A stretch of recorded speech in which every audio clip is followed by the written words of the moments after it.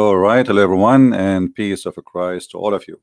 Today, our topic is about terrorism. Nothing new. I mean, terrorism is ugly, disgusting, and all of us, we reject such a behavior.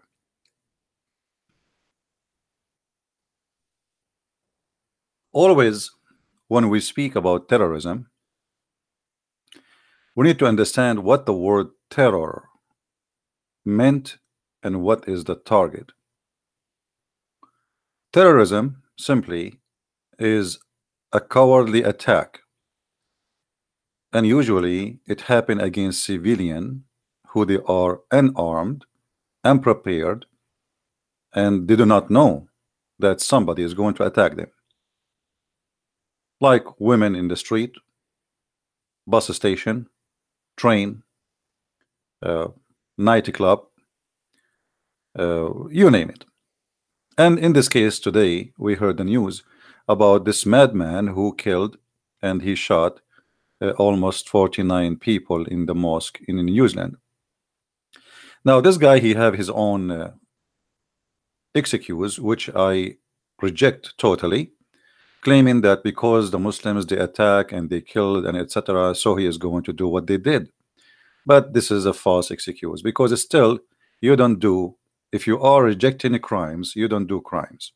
Same time, those people who they are in the mosque, they did not do anything to you. They are not even one of them is one of those shooters who did shoot in your country. It's called Australia. So you are shooting at who? At people who never did anything wrong to you.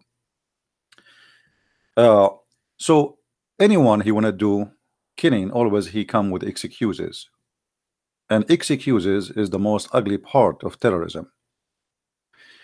But the problem is, people want to talk about what happened today, but they don't want to talk about the roots and the solution. Is my voice coming clear, guys? Is my voice coming clear? Please let me know if you have any difficulty. You see, if for all of us, and I am in, always I reject hate and I reject terrorism, I reject violence, because simply this is not only I reject it as a person, as a human being, but this is against the teaching of Christ. But if you want to fight a problem, you don't just give somebody is dying from a disease, you give him like a pill for a headache and say, okay, now you feel better. So people, they are condemning, but nobody want to really solve the problem. What about the disease? What is the hatred coming from? What is the roots of all the hatred? Why this guy, he did not attack Hindus? This is a question we should ask. Why we see somebody attacking a synagogue for the Jews, but he's attacking Hindus? I mean, why there is a specific group is targeted? Guys, do you understand what I'm saying? We need to ask ourselves why specific groups are targeted. Christians' churches are burned around the world, destroyed, Christians slaughtered, killed. Thousands of Christian girls kidnapped in Nigeria are raped. Thousands of Christian Nigerian killed. Mali, Somalia, Syria, Iraq, Yazidi, you name it. And the world is watching, and they are busy fighting terrorism. But the fact, you are not really fighting terrorism, because you are not fighting the roots of the problem. In this channel we fight the roots. It's enough. It's not enough. Okay, now you capture a terrorist or you kill the terrorist, but tomorrow there's more terrorists will come because they still adopt the idea. So in order to fight terrorism, you have to fight the idea of terrorism. If you want to fight a disease, you don't fight a disease by just killing the bacteria. Just one? There's many. There's millions. So the bacteria here in this case is an idea. As long people believe in killing and hatred, then terrorism will not stop. So we as a human who live in this earth and we seek peace and civil life, we have to fight the hate idea. I found like in the news, leaders from around the world condemning, and for sure they should condemn. But what about doing something about it? That's it. You know, you think you can fight terrorism by sending an army to fight ISIS? Or this guy that tomorrow maybe there's other guy he like what this guy he did, he's a crazy like him, he would do what he did. You have to fight the idea, my friend. The idea is the problem. I saw Erdogan as an example, speaking about Islamophobia. This guy, if you mention the Armenian genocide in his country, you will be arrested up to 15 years just for saying the word genocide of the Armenian. 1.5 million Armenians were slaughtered, and until now, this guy he refused, and his government and his country refused even to admit that they did it.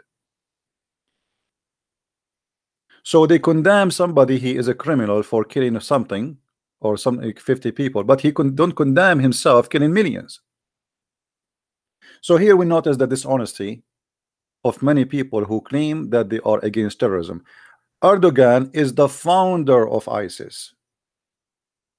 All the border of Turkey was open for ISIS member. Did you ask yourself how in the world somebody coming from Morocco or from Chechnya or coming from China, he land in the airport of Istanbul? He know nothing in Syria. He know no one in Syria. He's going to the Syrian border. He crossed the borders in the front of the eyes of and the checkpoint of the Turkish customs, and they let him go. Didn't you ask him, you are Chinese, what are you coming to do in Syria?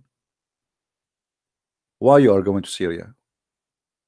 And everybody knows there is a war there, and there's ISIS is growing. So he smuggled all the weapon, he smuggled to them all the ammunition, all the fighters, and yet he claimed that he is fighting terrorism, and he condemned terrorism. CIA is the same. During the time of the Soviet Union, the CIA, they send their trainers to train the Mujahideen in Afghanistan. Train them to do what? To do terrorism attack. As simple as that. You want to call it fighting the Soviet Union? I mean, Soviet Union, so what? The Soviet Union there's a government, and you are training terrorists. So the CIA, when they want, they support terrorists, and when they want, terrorists are bad. The same garbage. So they claim outside that we fight terrorism, but we support terrorism in the same time. So now those mujahideen, they believe in Allah, they believe in killing the kuffar, they believe in killing those communists, those atheists, and then what we do, we go there and we say, okay, we will give you arm, we will train you, and go ahead, and we say to them, Allahu Akbar. The same garbage. But if you ask any official in USA, do you condemn terrorism? He will say yes. But in fact, how many terrorist groups USA supported in the last, let us say, 50 years? Right now, as we speak, ISIS lost hold, which means ISIS is almost gone in Syria. But is ISIS is gone? No, because it's not for the benefit of many countries that ISIS will go. As we speak now, Erdogan is protecting Al-Qaeda in north of Syria. And as we speak right now, Trump, he is planning to withdraw all the army of USA from Syria. Why, Mr. Trump? Are you done there? No more terrorists left there? Al-Qaeda is controlling a big part of Syria still. Suddenly, Al-Qaeda is not our target, and our target is just ISIS. Why? Because Al-Qaeda now, they are serving, let us say, a target for USA. They are fighting the Iranian, they are fighting Hezbollah. So let them, I mean, let the terrorists busy with the terrorists. This is the whole idea. What about Hezbollah? A big terrorist group, sponsored and supported by many governments, including Western government. Until now, Germany refused to consider Hezbollah a terrorist group. They are even refusing. Just yesterday, France, I think, they put like a hold on the money of the founder of the what is called the army of Islam, which is the one who killed just 50 soldiers in India just a month ago. Now you do it, that this guy is killing people for last century. Now, so what we notice here around us in the world, that all of them, they are hypocrites, and none of them is fighting terrorists. The fact they are supporting terrorism. The fact they are supporting terrorism, regardless of the name, regardless of the religion, regardless of etc. All of them, they are liars, and they use terrorism for their agenda. And those leaders, they are not the first one to use terrorism. And here, before we continue in this, I want to ask the Muslims, if you really are sincere to fight terrorism, join us to fight hate. Fight anything will make people hate each other. When when we say Christmas market attack in Germany, in France, in Strasbourg, in Finland, in you name it, in Holland. I mean, why the Muslims around the world don't take a stand against this? Because always hate bring nothing but hate. When 9/11 happened, why we don't see millions of Muslims going in the street condemning the attack of 9/11, which killed more than 3,000 people, burned alive? Instead, we found in Gaza, in Hamas stronghold, people dancing in the street, praising Allah for the killing of 3,000 Americans. So here we need to be honest. We have a problem. We have culture of hate, and this culture we need to fight. It doesn't matter who tried to spread that culture. If you claim to be Christian and you spread hate culture or hate teaching, first of all, you are no Christian, and you have nothing to do with Christ. If you are a Muslim and you believe in that culture, then you need to ask yourself, what is next? What do you want? Do you think really you can destroy America by attacking a gay nightclub? Do you think really that will solve the problem? That's it? You destroy America? The attack yesterday reminded me of the guy who attacked the Muslim guy, who his name is Omar something. He attacked a gay club in Orlando, Florida. He killed exactly 50 people dead, according to the title in front of us, and left hundreds injured. And we do not know after that how many people die.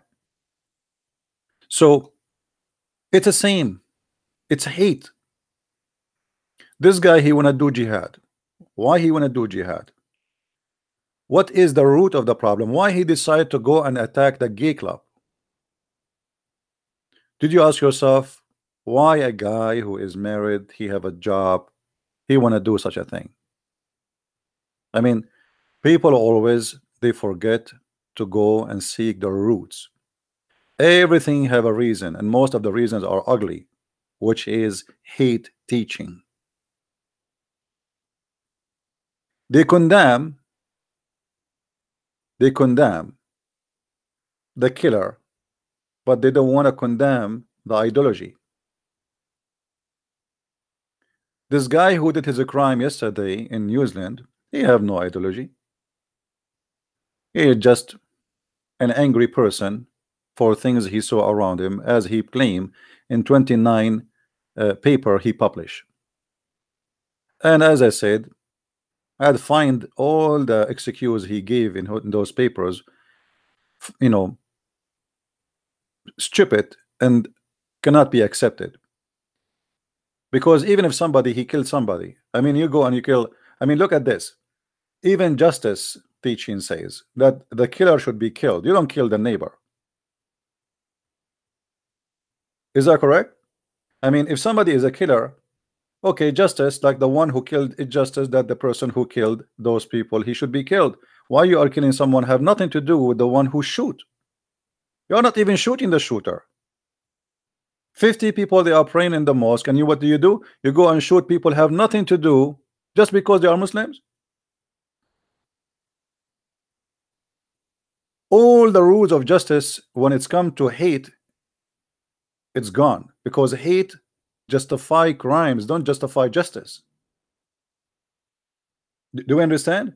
When you have a hatred in your side, you don't see justice except hate. The hate you have is your justice according to you. But this is absolutely false justice. Even in old days, criminals, even criminals, you know, they don't kill. Like you see two criminals, they want to fight, they fight like a man to man. And the man, he would say to him, okay, grab your sword. Even in the ugly days, they used to say, okay, I'm not going to shoot somebody, I'm not going to injure you, get your sword. Even at that time, they have more honor. Men, they used to be more honorable. How you want to fight a person or you kill a person who have no arms in his hand?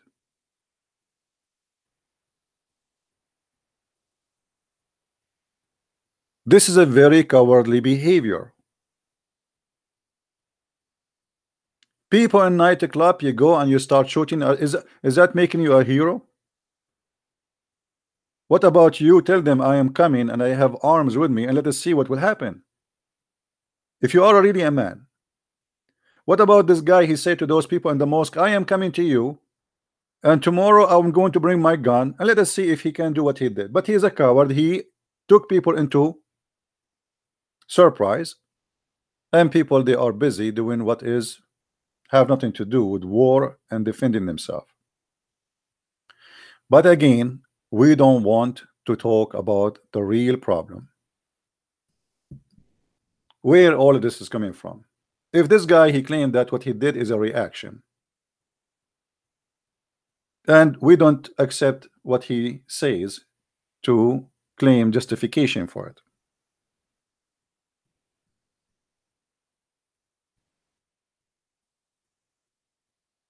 We ask the Muslims to join us to fight the roots of the problem,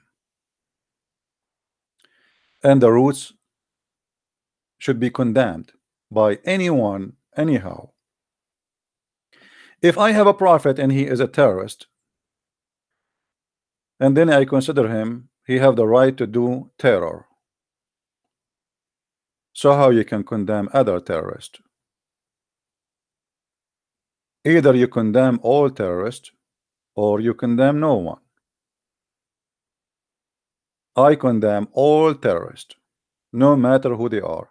If somebody claims to be Christian and he's a terrorist, we should fight him. And actually, if I am armed and I exist in that mosque, when this guy he came, I will be the first to shoot this criminal and take him down to defend those poor Muslims. A Christian should not watch a crime and he watch silently. Here you will see that Muhammad, he did exactly as this guy what he did. He waited for people who they are busy, they are living their life. Women, they are cooking. The men, they are watering their animals. And this is a story reported by the Muslims themselves, printed, published, transformed through centuries to us, protected by Muslims.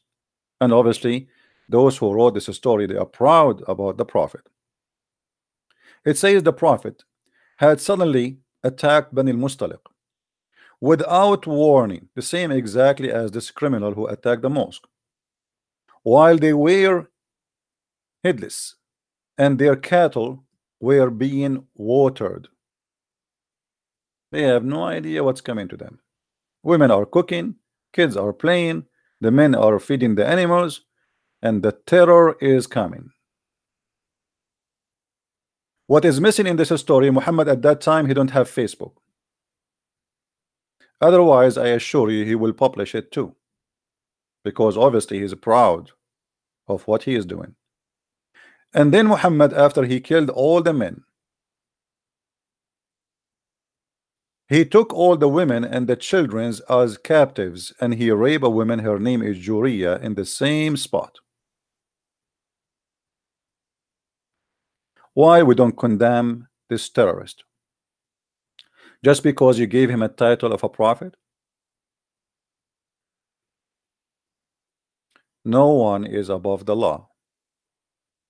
If you believe in the law of justice, regardless of your religion, background, culture, well, practice justice. When somebody speak and he says terrorism, or I am a person who condemn terrorism, and then he says to me, I love the prophet. Okay, what do you love about him? The prophet said, the prophet said, not me. The messenger of Allah said, I've been helped. Actually, in Arabic, it says, I've been victorious by terror.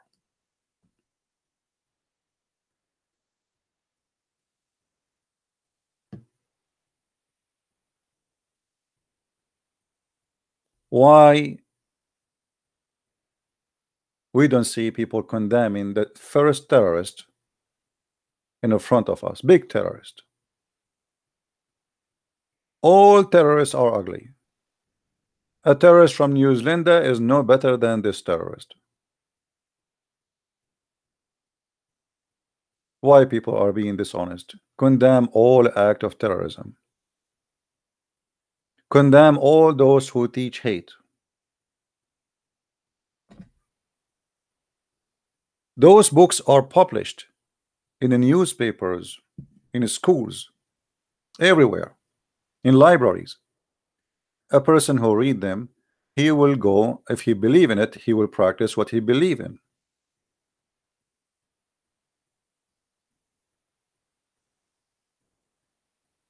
And as you see, this is what they believe in. So we have to fight a belief of hatred, and we have to stand against it. And we are here to help the Muslims and anyone who ever think to adopt hatred, to understand that hatred is not a solution.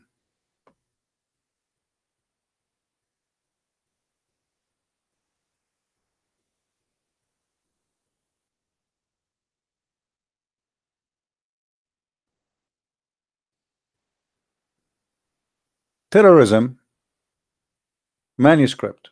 This guy, he have a 29 pages of manuscript terrorism, or let's say script. He wrote it by himself. But that script is no better than the script.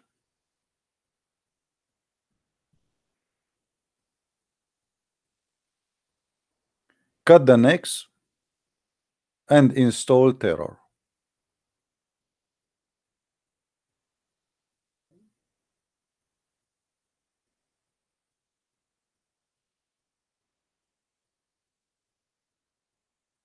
That is terrorism.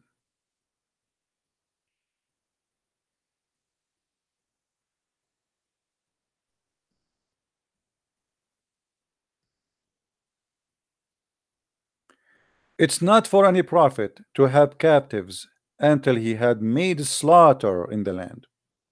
What a God. This God, he don't like captives, he likes slaughters. And look like the God of this guy who killed those poor Muslims in New Zealand, he have a same God, at least in his head, that he don't want to take captives, he want to slaughter. So why we don't condemn this? Chapter 8, verse number 67.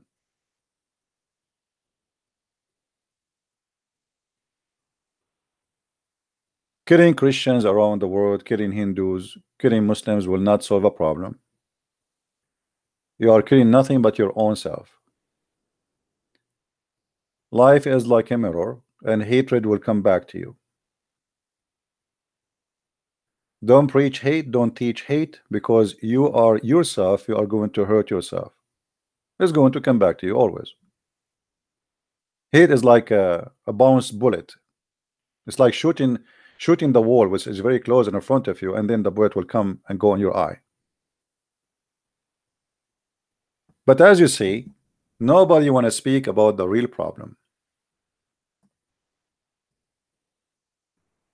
Here we fight terrorism better than any FBI department or any police department in the world.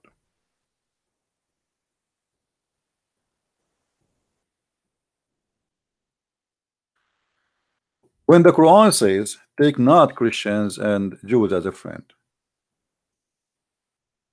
and we say to Muslims, let us be friends. That is the best way to fight hate. This is the best way to fight hate, my friends.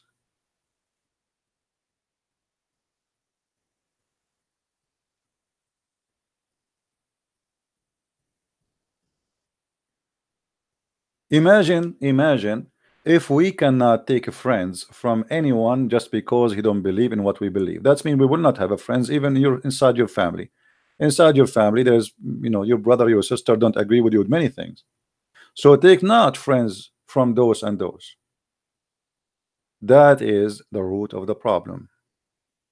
When the Quran says take not Christians and Jews as a friends, what does that mean? Take them as enemies? So we as a Christians and Muslims and Hindus, we should reject any kind of teaching like that. Why we can't be friends? What is the problem exactly? A guy, he is next to me, next door, he is a Hindu. Okay, I don't agree with his religion. You might even find it funny. But still he is a nice person, good to you. Why I want to hate him? A Muslim guy, he is next door to me, and he believe in Allah, and he believe Christianity is a false religion. Okay, well, still he is nice and he's a good person. What's the problem? But following a script like this is a problem, because if you believe in it, then you practice it, and if you practice it, that is where hatred will start. If you teach your child since an early age, he is 6, 7 years old, says, oh, the Quran says take not Christians and Jews as a friends. What do you expect of him when he is a growing man?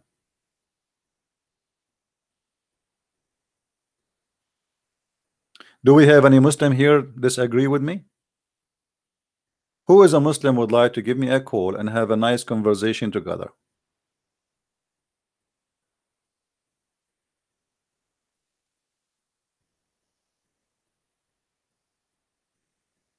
Any Muslim?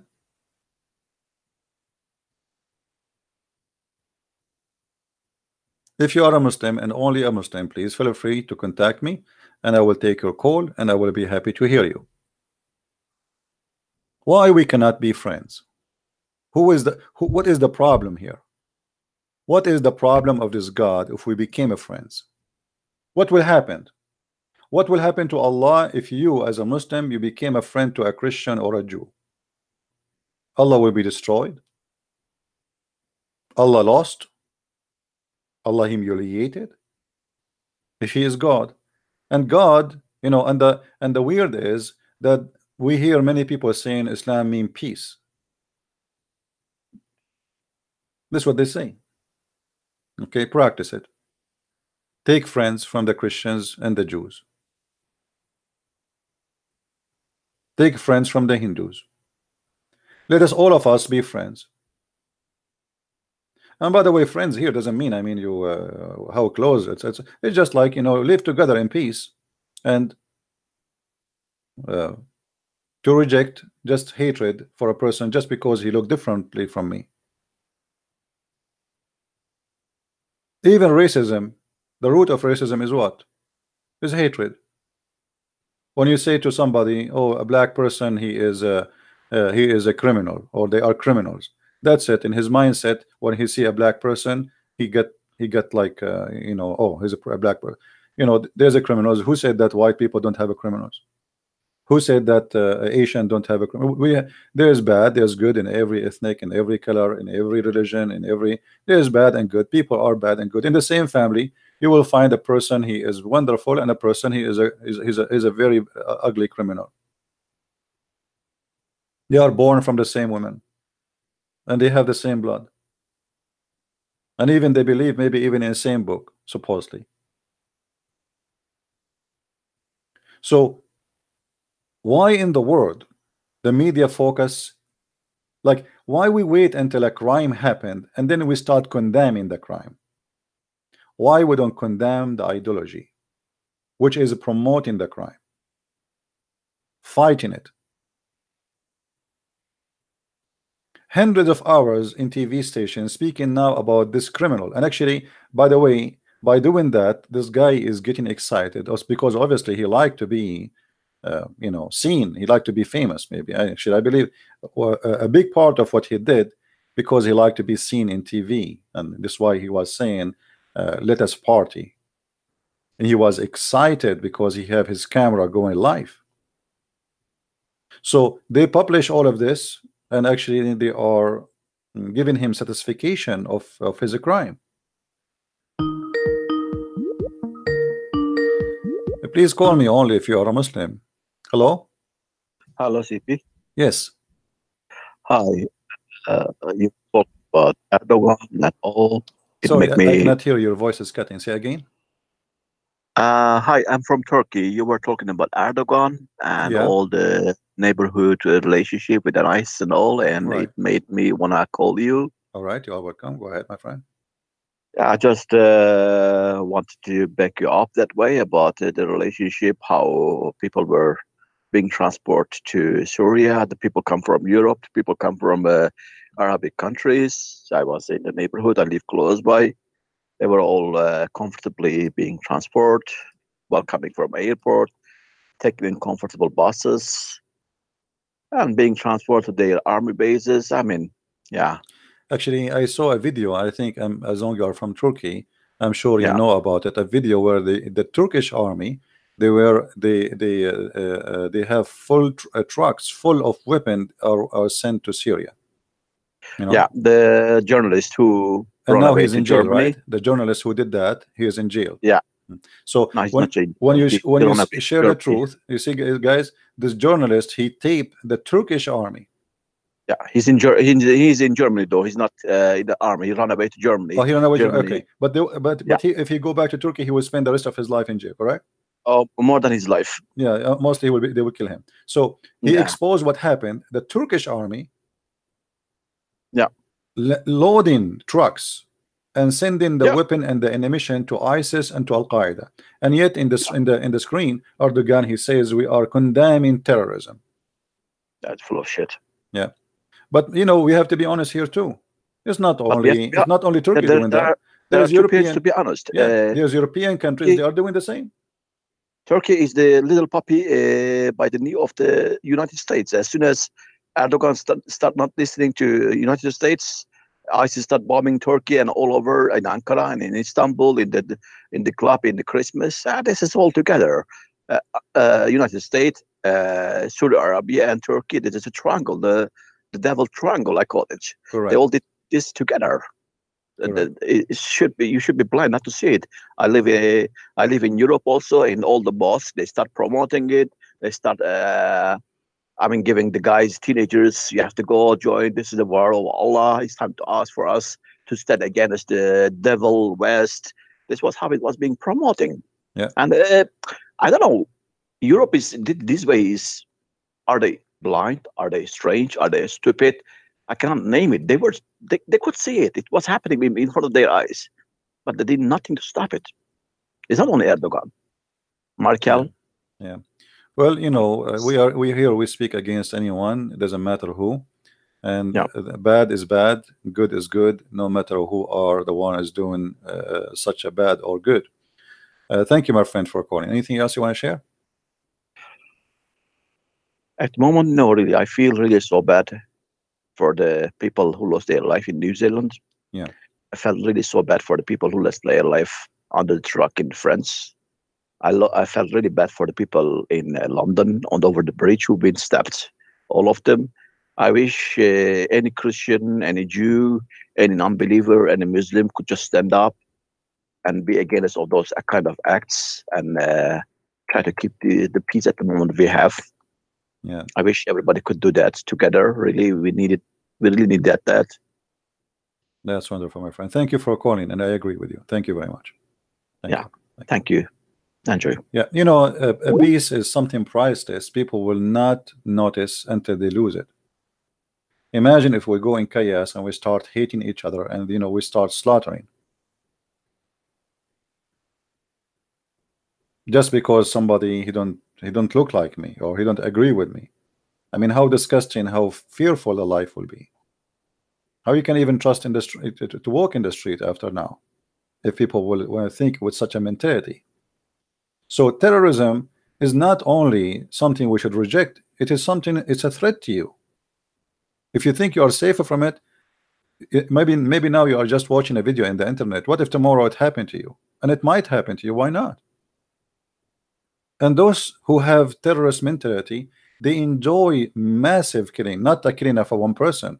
No, they will target a big number. The bigger the number is, the more happy they are. So I will not be surprised in the future they start using nukes or dirty bombs. Actually, already they tried. So we, all of us, you know, we have to make it clear that hate never bring a solution.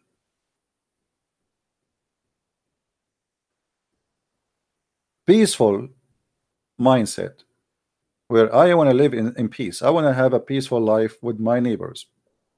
Doesn't matter who they are. They are Muslims, they are Christians, they are Jews, they are Hindus, they are atheists. If I have a child, I have to tell him that don't believe in any garbage like this, you know, because if you start hating them, the first victim will be in this hate is you. Hate is the same as a poison. You have it in your mouth. You think you are going to spit it in the mouth of somebody else, but the fact you are the first victim of it.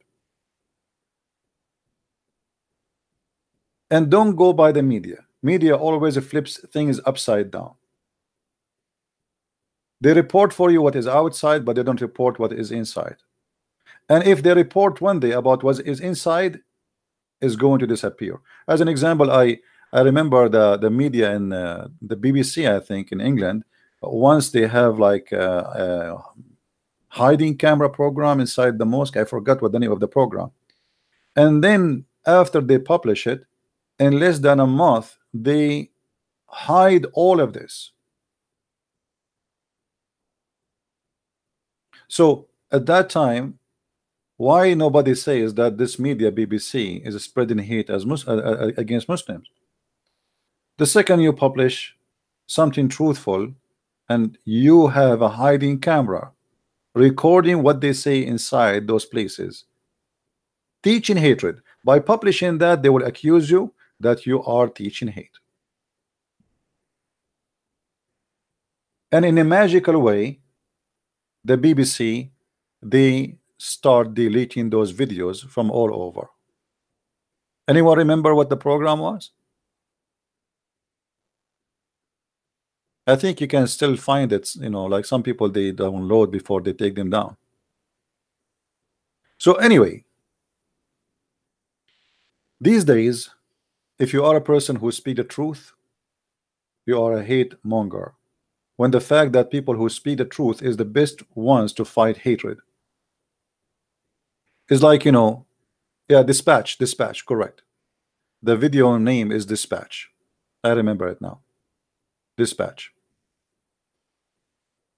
The best way to fight hatred is to speak against it, not to act as if it's not exist.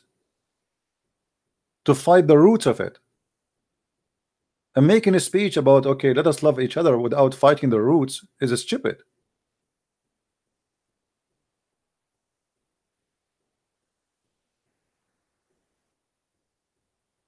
Hating evil is good. You know, I refrain from using the word hate, because if I want to fight hate, I don't want to hate. But evil is evil, and we reject that. But the problem is, evil is good for some because of their belief. And this is the problem which we should face, and we should fight. How you make a person who is believing in evil, he think it's good. Like this guy now who killed those Muslims, he think this is good, which is evil. But for him, he is doing great job. So the problem is how to fight the idea of making evil good before a person who do an act of evil. Before, not after. After it's too late. That's it. He killed 50 people. So now what you do? You go to jail and you convince him he's in jail. So How you can fight an evil thoughts and evil hatred in the heart of somebody before he do his crime? Because if you can fight that idea, then the crime itself will never happen.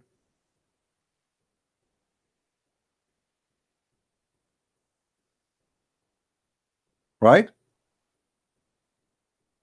Because always, things start with an idea, and the idea have a sponsor. What is the sponsor of this? Hatred. So if I make a Muslim believe that the Jews are a human like us and we should not hate them, then there is no Muslim will hate the Jews and he will not try to kill them. As simple as that. Right? But if a Muslim still want to believe in what Muhammad said,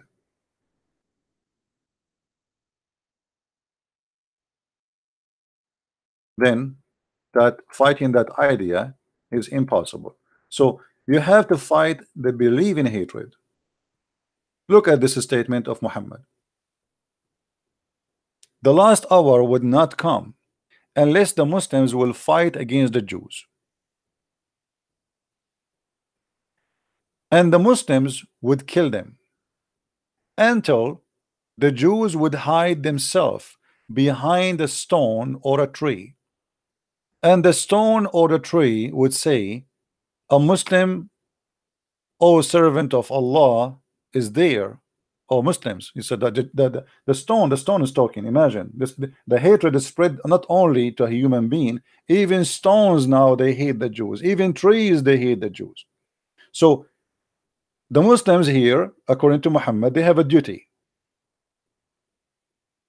So how we can make peace between the Jews and the Muslims if we believe in this?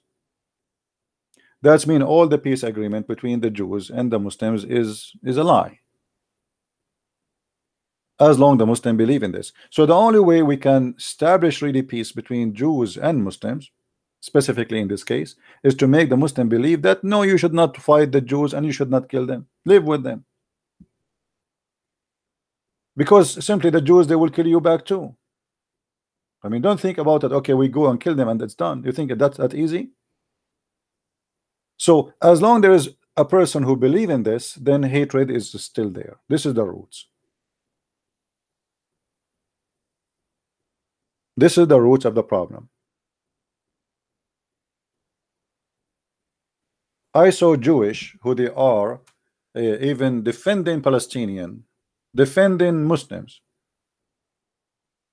There's a guy, his name is Toriva Singer, who always take the side of Islam against Christianity. I don't know, he's being hypocrite, he don't know, he can be whatever he want. But according to Islam, look what Islam says about this Jewish guy. And hatred became a culture of stones. As you see, the stone will scream, says, oh Muslims, oh servant of Allah, there is a Jew behind me, come and kill him.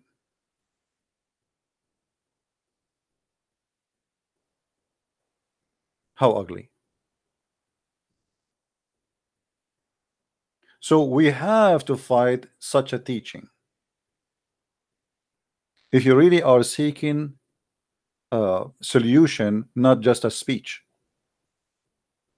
Otherwise, we will hear the same thing each time a terrorist attack happen. In the last month, how many people get killed? According, I saw in a website, more than almost, and this is not all the list, it's just some of the terrorist attack happen in the name of Allah. More than 800 people get killed. 800 people. And we don't see people condemning, we don't see, I mean, it became a normal news. It became a normal news if we hear like an Islamic terrorist attack happened, to the point nobody condemn it no more, because what we will condemn to condemn. So everybody is denying the fact that we should fight the ideology behind terrorism, which is the ideology of hatred. This is the only way you can fight terrorism. Otherwise, you are just wasting your time and you are being a fool.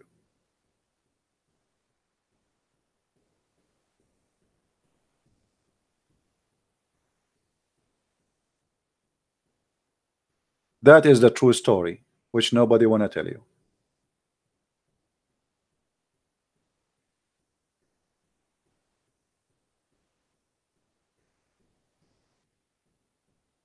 The roots of the problem.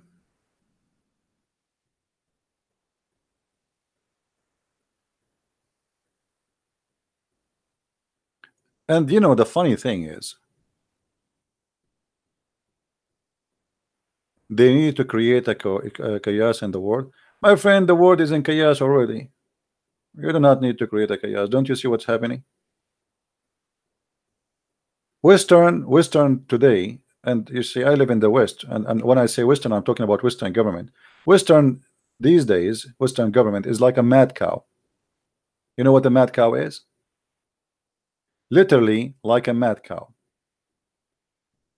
They are seeking war with Russia. They are seeking war with China. They are seeking war everywhere.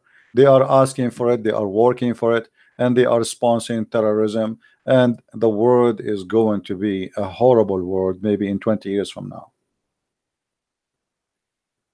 Look at what the Western doing with Russia. I mean, the most stupid behavior ever. You cannot even imagine how dangerous it is.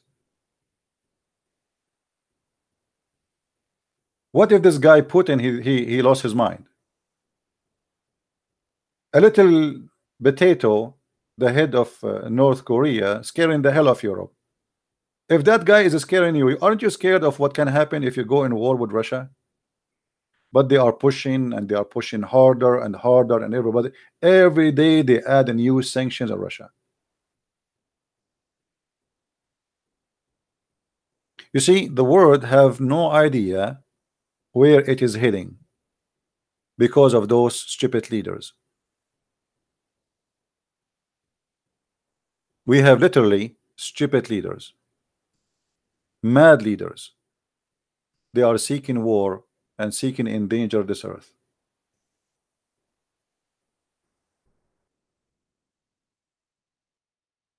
And the funny and the sad in the same time.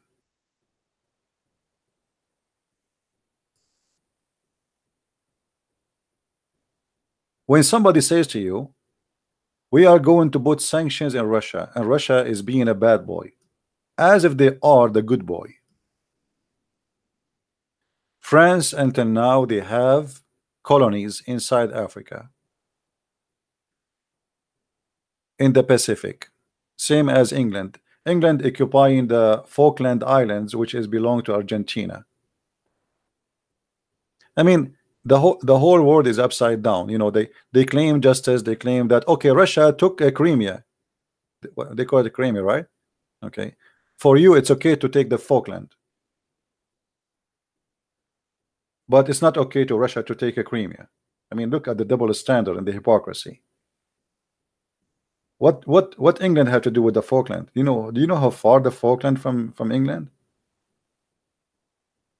Or the French colonies in Africa or in the Caribbean? Or, I mean, it's okay for them to have, but if somebody else you want, no, you cannot.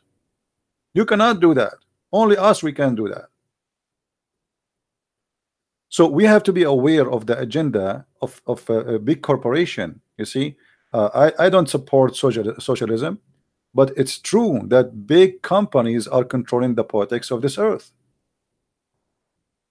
The whole war here is a war about business. Corporation from the West controlling government in the West, fighting Russia, who is the biggest giant, rich, filthy rich, who have a lot of gas, oil, source, resource. In the top of that, they are extremely powerful in weapon. So the sanctions really is not about Russia as being bad. The sanctions is just to protect corporation, because now you cannot buy from the Russian. But what of those sanctions one day make things go out of hand? And it might happen. Russia is the biggest country in this earth, and nobody can put sanctions on it. It's a joke. Those people, they do not need anyone in the world. Actually, they are #1 people who feed bread to mankind.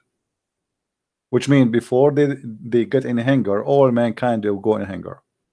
Egypt, Saudi Arabia, Iraq, Syria, Middle East, you everybody buy the Russian flour, their gas, their oil, uranium, diamond, I mean, you name it, steel. It's a continent by itself. In the top of that, they have a military. Nobody should ever, think to play with it. And yet we push hard and we try to go in war. That is terrorism too. That will create terrorism and chaos, and Trump, he is against stopping sponsoring Saudi Arabia in the war of Yemen. Okay, why? Because the Al-Houthi, they are terrorist group. Okay, I understand that. But as you see, when they want, they make it justified to sponsor a war which is killing thousands of civilians. And when they want, they say it's a crime. The Assad regime is a criminal. He killed thousands of civilians. But we support the Saudi, who they are killing thousands and thousands of civilians. When we want, it's a crime in Syria. When we want, it is good to do in Yemen. And the same as the rest. The Emirat, the Bahrain, the Qatari, they sponsor whoever sponsor them. They sponsor people in Libya, in Yemen, etc. It's a war between parties, and this is all is terrorism. But always people, they notice one terrorist only who is holding a gun shooting people, right? But the fact there's big terrorists, nobody speak about them. Government, who they are practicing terrorism.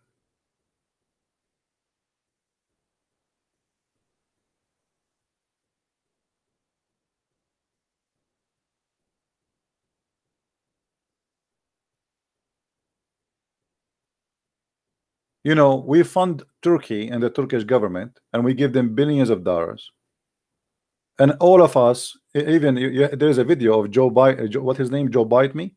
Go watch it. This is Joe Bite Me, your beloved, especially those liberals. He was saying how ISIS was funded. Saudi Arabia, Qatar, Emirat, Bahrain. He said our friends, our friends, our friends. They flood them with money, billions of dollars. It's not a secret. When ISIS is good for us to have, we let it go, let it grow. When ISIS became so big and we are done with it, we do not need it. Okay, we put a needle in the ass of ISIS and we make it shrink.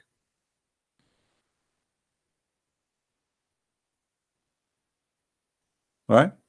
Actually, I call him Joe Bite Me because each time he talk, he bite Obama, he expose him. This guy, because he's a fool. You see, in the Middle East, we say if you want to know their secrets, speak to their fool. Like if you have an enemy, you want to know his secret, speak to his fool, not to the smart one. Either to their young or to their fool. So this guy, his name is Joe Bite Me, and he say it as it is. So terrorism should be rejected. Terrorism of states, terrorism of government, and terrorism of individuals, and terrorism of religion. But who wanna listen? Nobody wanna listen. And we are not the one who is going in TV and able to speak. No, they are. I have a poor channel in YouTube, and just yesterday I saw an article written by Indonesian newspaper about me. I am the most dangerous person in the world for Islam. Isn't it, this is a hate teaching? You can see it this way, because they are saying that this guy, he is an enemy for Islam. And think about it now, how many maybe they are thinking to kill me.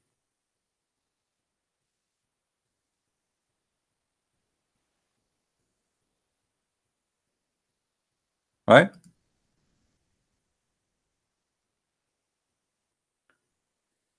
I hope that this coming war will not happen in our time, where the whole earth will be demolished because of the stupidity of a human being and the hatred and the greed. You see, terrorism is a tool. Muhammad, he used terrorism as a tool to be victorious. Muhammad, he said, and I will show you the hadith, that he was victorious by terror from a distance of a month.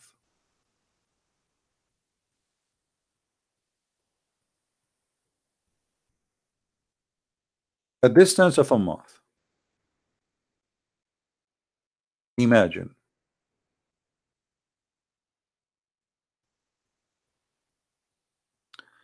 Read carefully with me.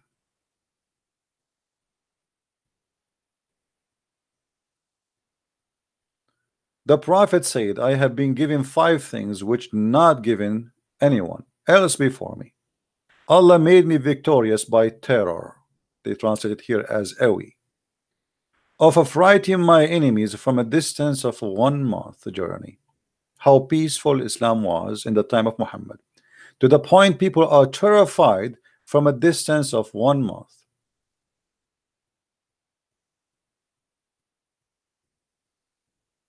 That's a lot of peace. And obviously Muhammad was a very, very peaceful man, to the point you hear that he is a distance of a month away, you will be terrified. He's not even here yet. A month away.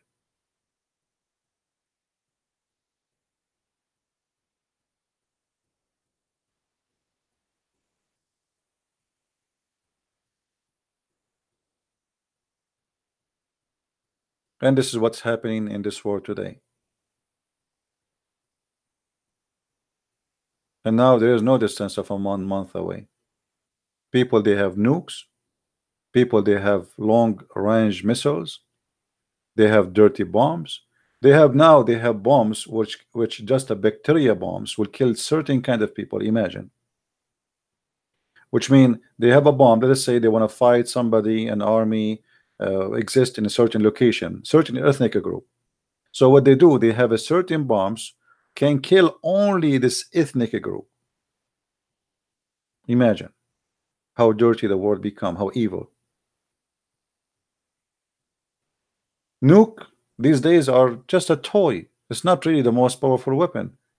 Like Pakistan have nukes. This is nothing. This is the Pakistani will not dare even to think about using them against someone like Russia or America, because this is nothing. What nuke?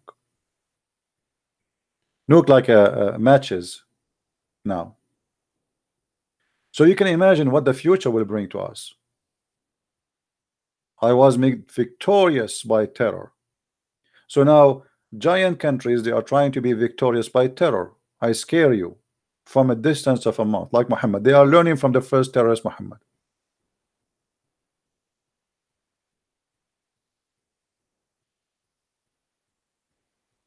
Somebody saying to me, you are just a refugee.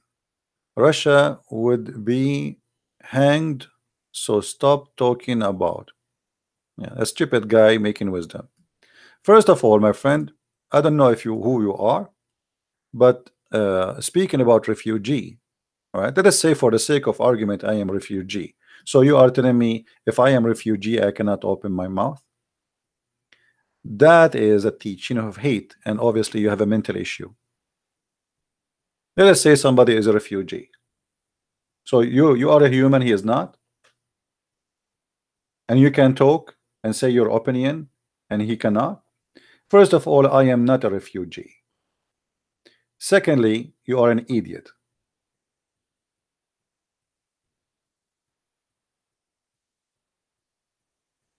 In Russia you would be hanged, so stop talking about.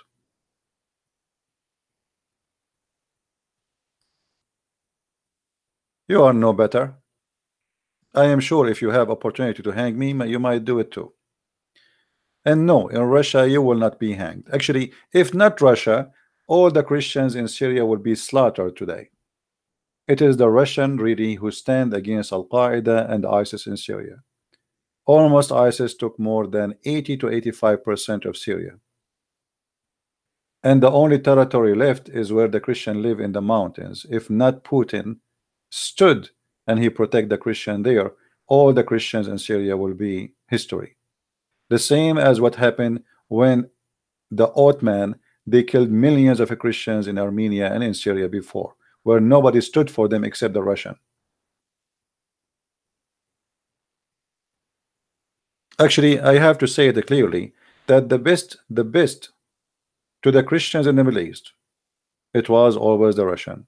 While the American government, CIA, arming Al-Qaeda and ISIS, even now, the Russian was defending the Christians in the Middle East. The war in Chechnya happened long time ago because of killing Christians in the Middle East and in Armenia.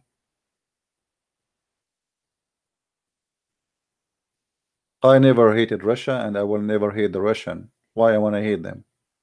And this is what we are talking about here. Hate is the problem. In America, they made you, since you are a child, to believe that the Russian are communist and you should hate them. In Russia now, there's more billionaires than what you have in your hometown. Actually, you as an American, you are a poor guy compared to the Russian. Go and see what the Russian they own. When the last time you have a vacation? Go and see what the Russian, they are all over the world having vacation now. A price of an apartment in Moscow is $800,000, $1 million, and yet in Fox News and CNN still they say to you they are communist, and yet in Fox News still they say to you that Putin was a KGB. Why? Because they want to put in your head that we are fighting the KGB. You know what I mean? They want to just fool you. They want you to hate Russia. You see, always they needed an enemy, and Russia is a good enemy to control the mind of those poor Americans. I met with Russian people. They are wonderful, nice people. Actually, they are very beautiful people. Why we can't be friends? The same. Why we can't be friends with the Muslims? Why we can't be friends with the Jew? Why we can't be friends with the Hindu? This is the problem. You see, you are talking about we should hate a 200 million Russian, and you are bragging about it. Why? The hate against any country is going to serve who? What is the benefit for mankind we will have from accomplishing such a hate? Nuclear weapon? War? What do you want?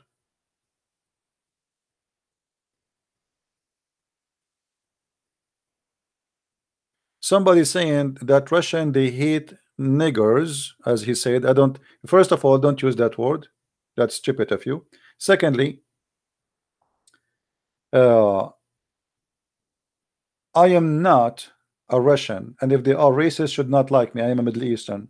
I spoke to them. They spoke to me in a very, very nice way. I never saw anyone insulting me for being a Middle Eastern.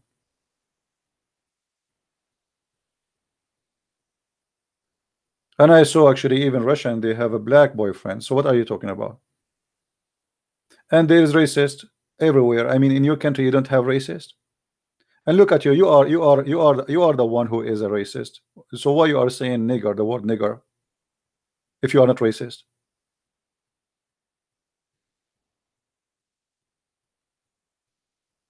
You are talking against them that they are racist, when in fact you are the racist one. Unless your English is not first language, so you do not know what that word means. Isn't it, guys, that word is a racist word? Isn't it a racist word to say?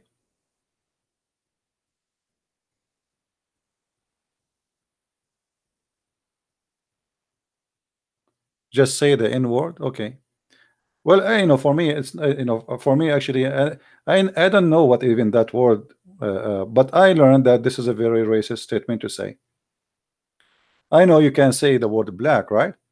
But I think that word this guy he said is a racist word. So look at him. He is trying to say that the Russian they are ugly people because they hate those people who he used the N word, and then you are the one who use it.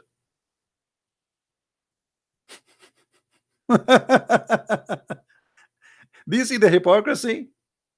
He's accusing the Russian that they are the one who hate the black people, but he is the one who is using the N word. And be sure, please, you ban this guy, the admin. Go back to his name and ban him if he's not banned.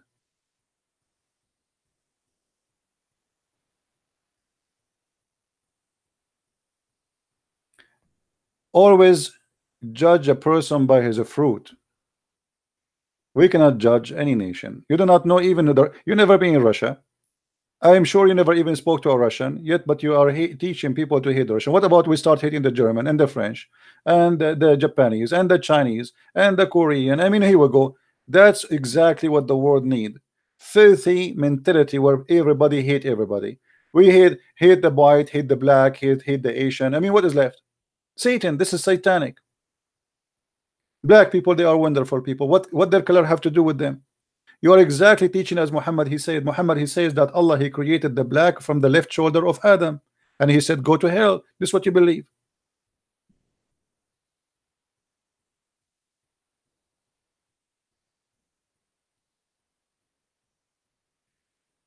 Fight hatred, my friend, because hatred always will destroy you. Imagine if you make every American hate every Russian and every Russian hate every American. What will happen next? Both countries, they have enough weapon to burn the whole earth maybe 50 times. The whole earth not only is going to be USA and America. Stupid. The culture of hate bring nothing but stupidity.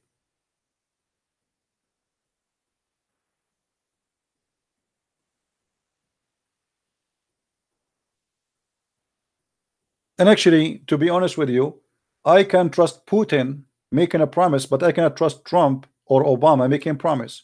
Here we go. Look what happened. They went to Syria. They armed the Kurdish. The Kurdish, they finish fighting ISIS, and then second day Trump, he says bye bye, I'm leaving. So now Erdogan can come and eat you. So we leave them to the Turkish so they can eat them. The Russian, they will not do that. American, they do business. Russian, they have a friends. For American, you are just a business, nothing personal.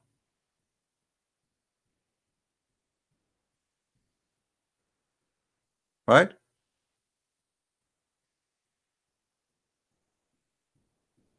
Yeah, we have no friends, we have only clients.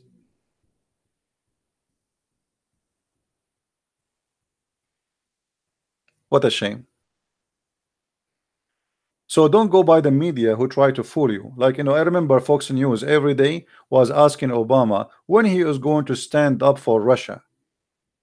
And since Trump, he took over, Fox News never asked Trump to stand up for Russia no more. Look like suddenly Russia became a friend. What happened? 8 years Obama in the office. Every day you mention that when we will have a real president who can stand against the Russian. So you want somebody to stand against the Russian when Obama was in office, but you don't want Trump to stand against the Russian. It's a propaganda. The same as CNN. CNN, when Obama was in office, never spoke about the Russian. Since Trump became in the office, the Russian, the Russian, the Russian, the Russian.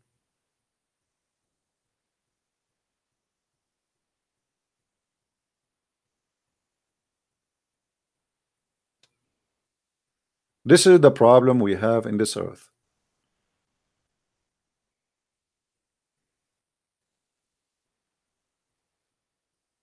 You don't want to, you know, you've been trained in your mind to reject people just because they have different name, different language, different color.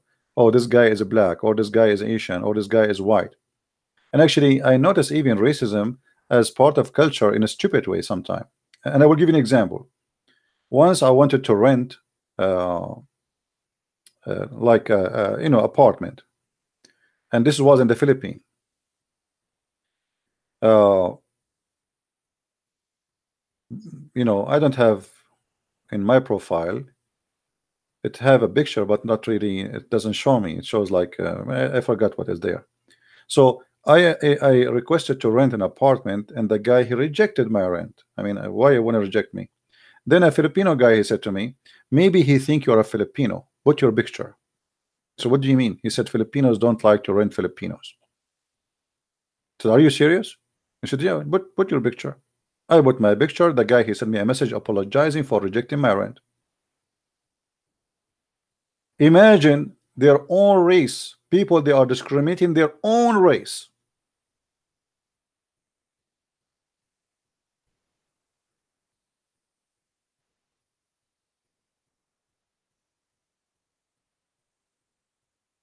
No, Sami Tunisi, sorry, my friend. We don't appreciate anyone says I hate Muslims. That's wrong. Aren't you yourself? You used to be a Muslim yourself. How you say I hate Muslims? So you hate yourself? Do you hate your mother?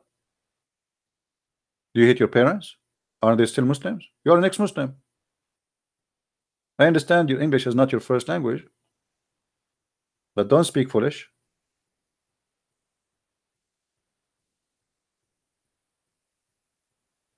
So imagine you have certain kind of racism culture to the point you hate your own race. You discriminate your own people. So this guy, he want to favor someone he is white over somebody he is from his own country. He's a Filipino. Self-discrimination, which means in his mindset that a Filipino person for him is not good. But you are a Filipino, how you can do that?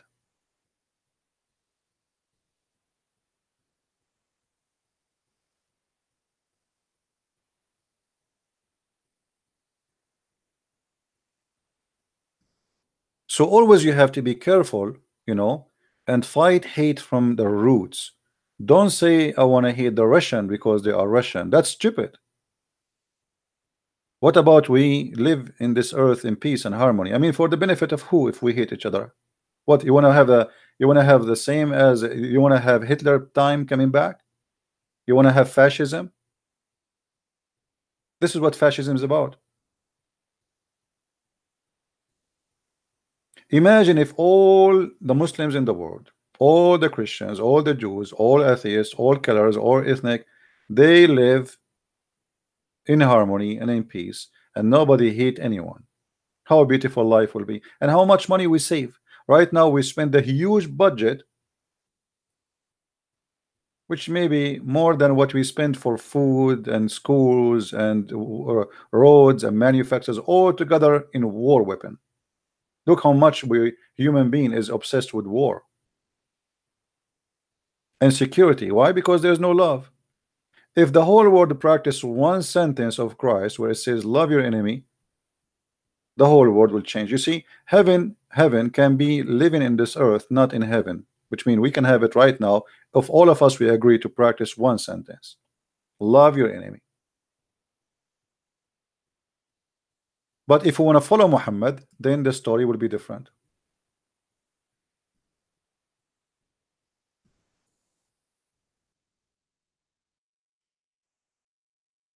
The culture of hate, the culture of slavery, the culture of the best man. Who is the best man?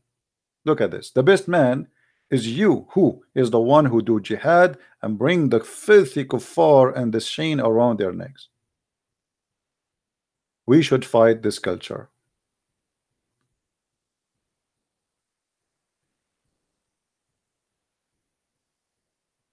And this is for benefit of everybody.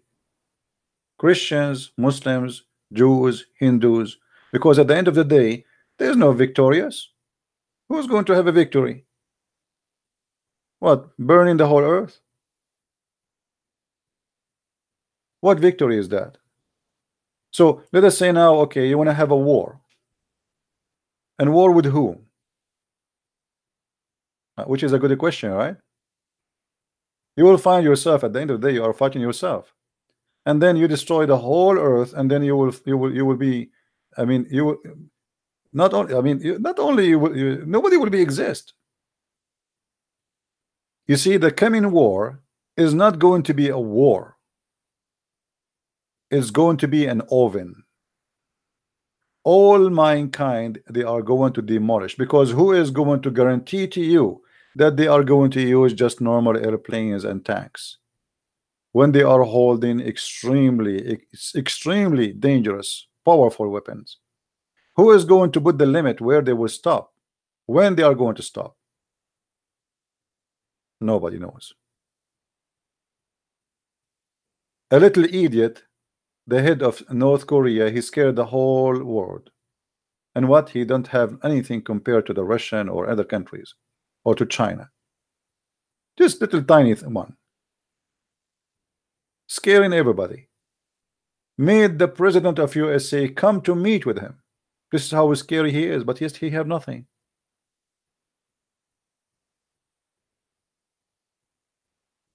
This guy, he can kill easy 30-40 million in 2 seconds.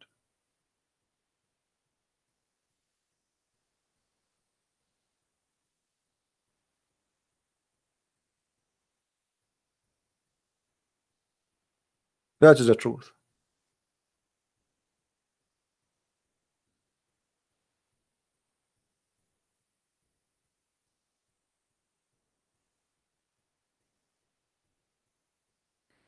So we, I hope that people, they will learn something very important, that fighting hate is for the benefit of all, for the benefit of the Christians, the Muslims, the Hindus, the Jews, the atheists. Doesn't matter who you are. Hatred will not help you in anything, will not accomplish anything. Racism is ugly, disgusting. Using certain words like this word I just said, this is the first time, by the way, I say it, because I was reading it in the text, the N word. When you say such a word, you're just being silly. And by the way, according to science, the white is black and the black is white. I don't know how to explain that to you, but let us make it simple. When you look white, simply because your skin reflect a light which is you don't have, which means in reality the white person is a black person.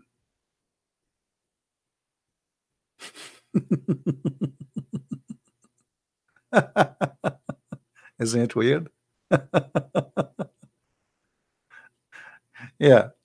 And my experience with the black people, it's really good experience.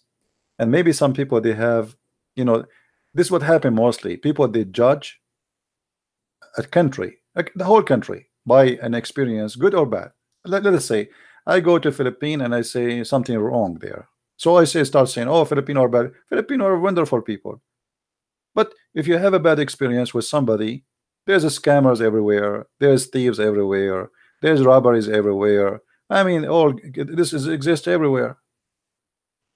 Don't judge the majority by something happened to you, which is not good.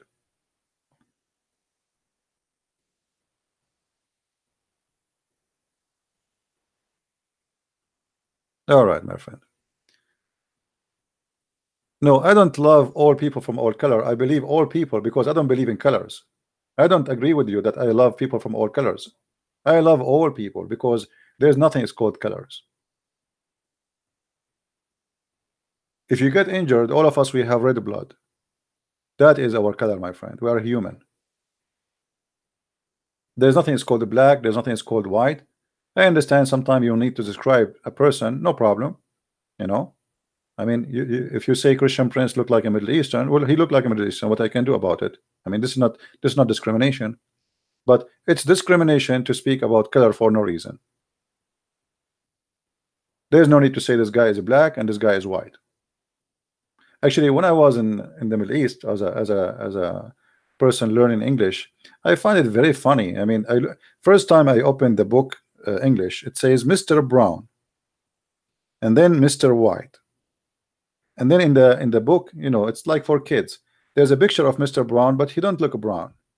He is a white person, and then Mr. White, he's a black guy.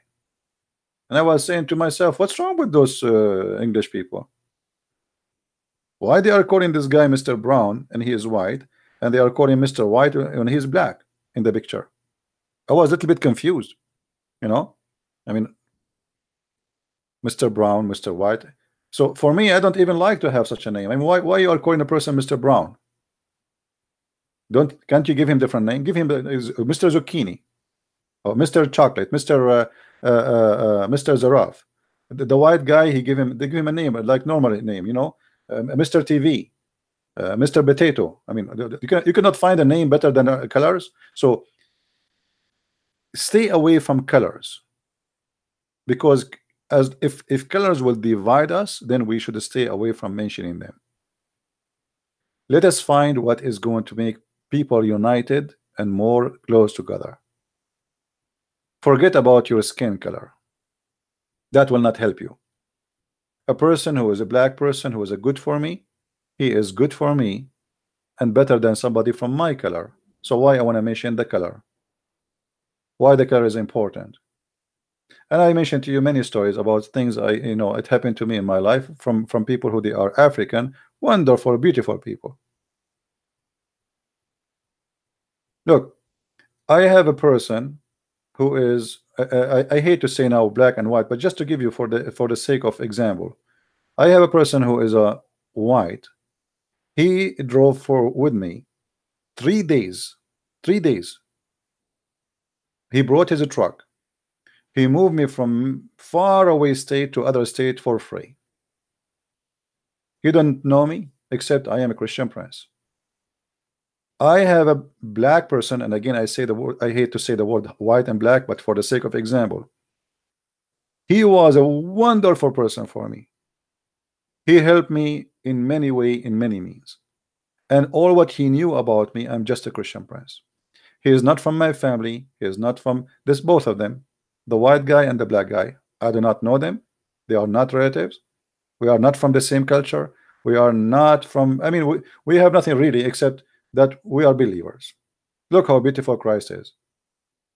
Made a Middle Eastern, a white blonde man, and a black man helping each other. And all is for free,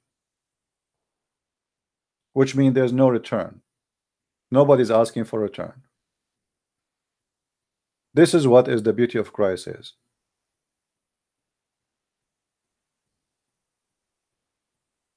RT propaganda machine gun. All of you, you have okay. You see, here we go. I mean, like we are talking about many things. Why you can have thousands of TV stations who have a propaganda, but they cannot have a propaganda. They are fighting you back with their own propaganda. I mean, people don't. I don't know people why people want to go blind when they want. So you can have a propaganda. Isn't Fox News propaganda? Isn't CNN propaganda? Go and watch the news in the CNN. The Syrian rebels, none of them is rebels. They are Muslim terrorists. Specifically, they are terrorists who say Allahu Akbar when they slaughter a human being. But they call them rebels. This is propaganda. So the Russian, they cannot have a TV propaganda, but you can. I mean, it's halal for us. It's haram for them. Everybody have a propaganda machine.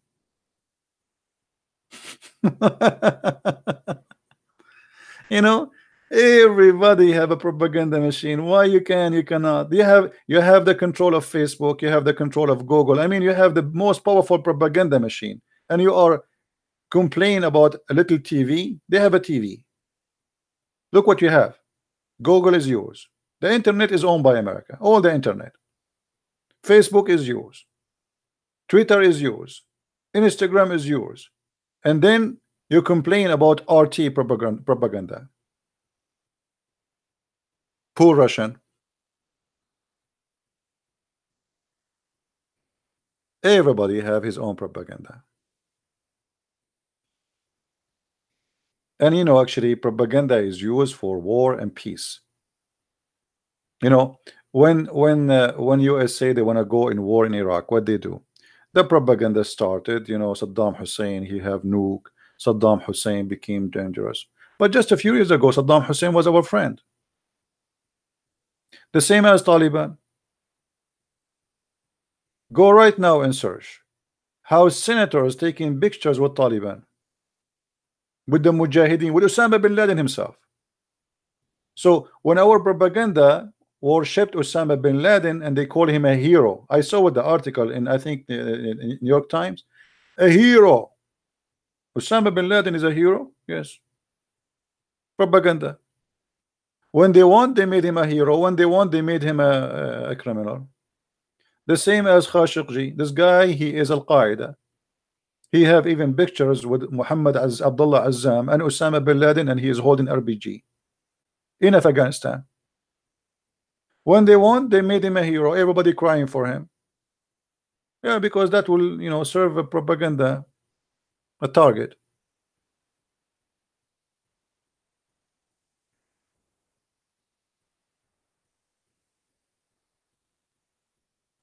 right? So my friend, always try to see the world in different way. Don't always see a person in front of you who have a propaganda. All of them, they lie. ART, they lie. Turkish TV, they lie. Fox News, they lie. CNN, all of them. Actually, if you filter the lies of their news, you will find that the news they have is not even maybe 1% is true news. Not even the title is true in all of them.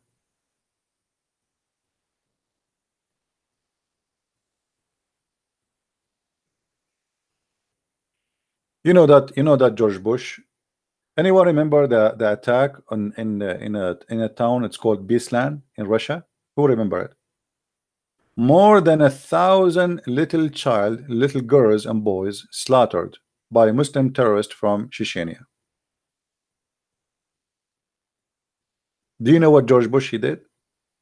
Less than 2 months after that, he invited the leader of that attack to the White House, and he called him a Chechenian rebel. How disgusting! How you do that? They just killed 1,000 child. So imagine if the Russian they invited Osama bin Laden 2 months after the attack, and they call him a rebel. See, Americans don't see what's happening, and they are expecting the Russian to be like now. The Russian are supporting Iran. Well, you are supporting every enemy in the world who is against them. Anyone want to go against the Russian, right away you support him. It's a dirty game, and nobody want to be honest. Always you've been taught one side of the story. If you want the Russian not to support your enemy, don't support their enemy. As simple as that. It doesn't work in one way.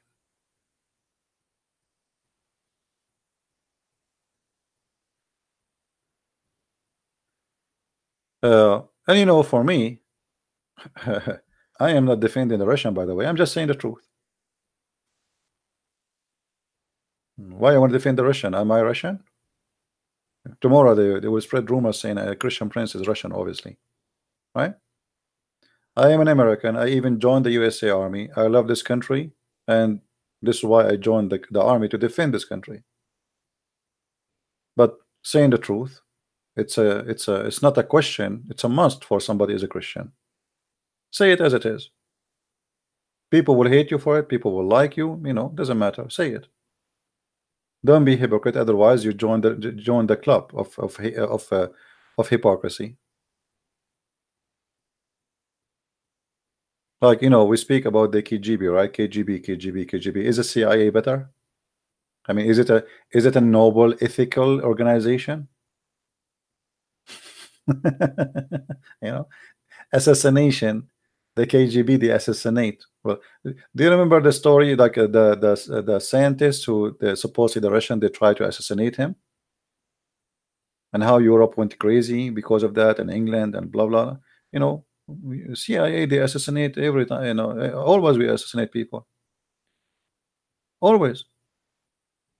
And we don't send the W7 agent no more. We have the drone.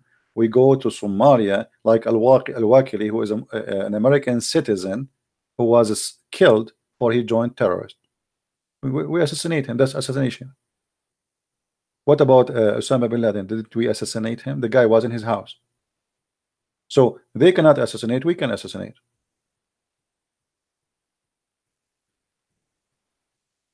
You know what I mean? People don't want to see reality. They do the exact same act which they're accusing Russia to do. You know, I see the world is like this. I mean, especially politics is like a whore. Her skirt is not even 1 inch, and she have no panty. And she's speaking about the other whore, and she have a dirt in her pant. But the first one, she don't have even a panty.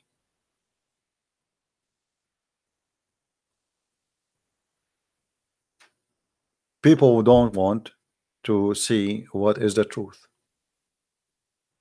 right? Do you believe that's about Osama? For sure, I believe about Osama. Why not? I mean, he's a real person. Yeah, he served the agenda. And always Osama bin Laden, he was, Osama bin Laden was using the American, by the way, and the American, they were using him. It's like sex with benefit. They quite friend with benefit. They are in bed together. Both of them, they are using each other. So yes, the same as the Islamic countries in many countries now, they are using America. When the Shia, they wanted to get rid of Saddam, they came hundreds of Muslim scholars kissing the shoes of George Bush, convincing him that if you go to Iraq, we will join you, we will support you. So George Bush, he thought it's going to be like a picnic trip. Okay, we will go. Let us take Iraq. They went there after the American army. They finished. Suddenly, all those Muslim clerics, they want America to leave because they used them. And the foolish Western, they did not get it. They use you. Always they use you. Same as the war in Bosnia. Same as the war in Somalia. Same as the war in Yemen. When they are done with you, they will say to you, get lost.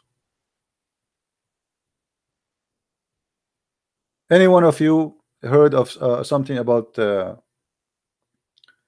Lawrence the Arab? Who knows about Lawrence the Arab? Anyone heard of this name before? Or Lawrence the Arabian? Lawrence the Arabian is a real person. It's like James Bond now. But this is real. When the British, they want to get rid of the Ottoman or destroy the Ottoman Empire, they send one guy. Just one guy. Not 10, not 20, not 30. One guy. One guy very well skilled, very well trained to make bombs, to give training, and he start training the Arab how they can fight and make a revolution against the Ottoman. And he was extremely successful. And then suddenly, oops, we have a new kingdom. It's called the Arabian Kingdom by a king. His name is Faisal. Oh, sorry, they brought first Sharif Hussein. The Sharif, which means the Honorable Hussein, who claimed to be from the family of Muhammad. He was made king by the British people, British government. And then they gave his kids kingdoms. Iraq is a kingdom. Jordan is a kingdom. Syria is a kingdom. Suddenly they are laying eggs kingdoms. The whole point is to destroy the Ottoman Empire, and they were successful. One man. Just one man. This is what intelligence can do.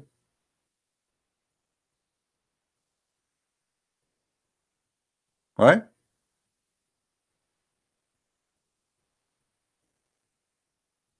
Now, maybe some of you might think that this is a fiction story. It's a true story.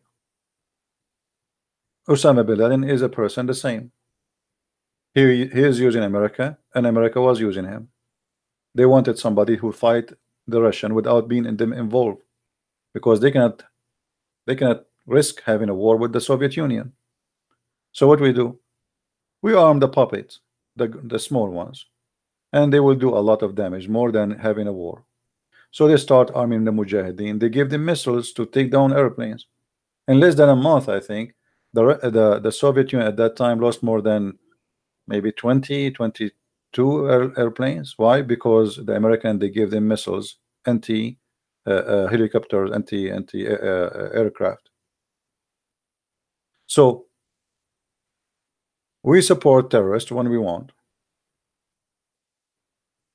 and this is the case for many. And we're talking about government. When you speak about politics, right away speak about sewage. Politics is the same as sewage. Outside it have a nice look, but inside is disgusting. It's nothing but a grave. All governments in the world, they have two faces. Face of a shiny person giving you, as signing a signature for something good for humanity, and there's inside other side of the story where it's ugly, disgusting. The same as the king of Saudi Arabia. He pray to Allah, Allah forgive me, and you see his eyes crying. Now suddenly he's a believer. Then a guy, he go to the embassy, they chop him pieces. Thank you, my friend from Indonesia. Love you too. You know, but they're praying to Allah. A guy, he went to the embassy, we make him shish kebab, and until now they cannot even find his, you know, this is the other face of a state. The outside of the state is a state of a believers, people who worship God.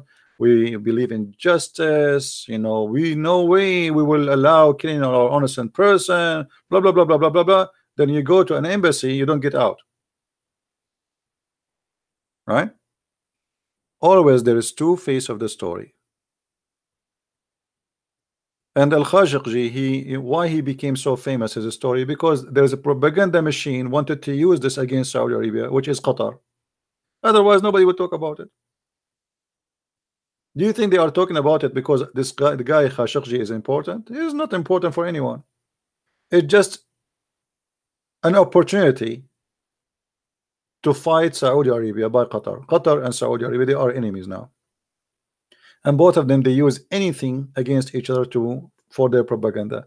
Qatar is a very powerful country when it's come to money. If you don't believe me, go and search right now. The biggest hotels in Europe owned by Qatar. Stadium, same as the Saudi. You know, what is your favorite team? Go and check who is the owner of the team. You will not be surprised if the owner is an Arab. Either Qatar or Emirat or Saudi Arabia. You think you have a team, but the fact your team is not playing for you, playing for the oil business, the Arab sheikh. Qatar bribe more than $1 billion for the Viva to get the 222 World Cup. Imagine $1 billion. That's how it is. And nobody speak about it, and nobody, but everybody knows.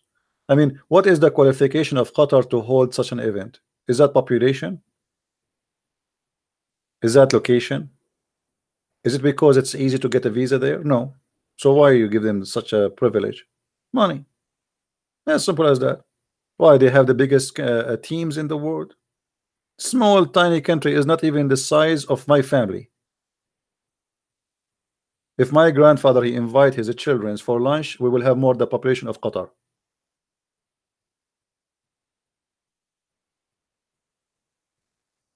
What Qatar? Qatar is not even a country. It's just born. You know what country? What year the Qatar was established? 70 something like that. I mean, it's not even a country. It's a small, tiny. You know, nothing. There's no population there.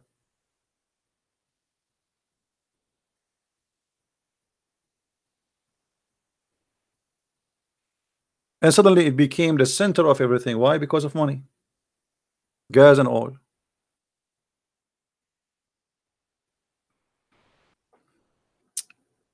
Anyway, guys, I hope today we have a good time together. Did we have a good time? So let us make it simple. Let us please, all of us, join the fight against hatred, terrorism. The root always is the problem. You know, we should not allow hatred to control our heart, because that will not help you in any way, in any mean. Never hate the Muslims, regardless what somebody do, because at the end of the day you are hurting yourself. Hate the hate, hate the hate, you know. So let us fight the hate itself. And I like, it's strange to say hate the hate, but yet we are fighting hate, right? But I cannot find a word to use it to say to you. I don't know what is equivalent of that. So we have to fight the hate which can take over us because of things happen to us, like tragedy, painful things. And by the way, hatred can destroy your family. Even forget about Islam, or I mean, even inside the house. If you don't forgive your brother, your sister, even your mother sometime, or your parents did something wrong to you, I mean, you will suffer forever thinking about it. You are in pain inside you. Just let it go. Let it go. Forgive. This is why the Bible insists on forgiveness. This is why if you read and pray as a Christian the prayer of the Lord, the first thing you will see the Lord, he says, You ask the Father to forgive to us the same we forgive to others, which means to be qualified to be forgiven, you have to be a forgiving person, and that is justice. You don't forgive, why I shall forgive you? You are a sinner too. So they commit sin to you, you don't forgive them, and you ask for forgiveness. Where is justice in that? So forgiveness is very healing method. It heals you from inside. Not like in Islam, you know, hatred, it heal you. If you remember, the Quran says,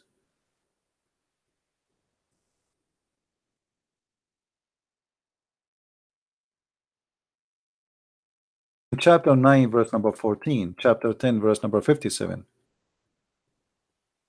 But in chapter 9:14 is speaking about healing the chest of the believers by killing the enemies. We don't want to believe in that.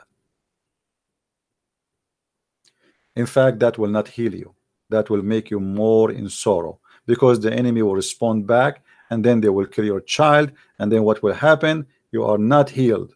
You are suffering more and more. They are suffering and you are suffering. That will bring nothing but suffering to mankind. That will heal nothing. That will not remove anger from their heart, because tomorrow the kids of those who you killed their kids, they will come to you and they will seek revenge and they will kill your kids, and then where is the healing you are talking about? That is a very evil logic. Killing people will not heal your chest. Loving people will heal it. Forgiving people will heal it. So me as a Christian, I reject the culture of hate of Islam, the teaching of the Quran. And because I'm a Christian, I reject to hate a Muslim, because that will not heal my chest, neither his chest. That will not solve the problem. That will make it more ugly. So we have to be smart and fight the illness, not the sick. The sick is sick.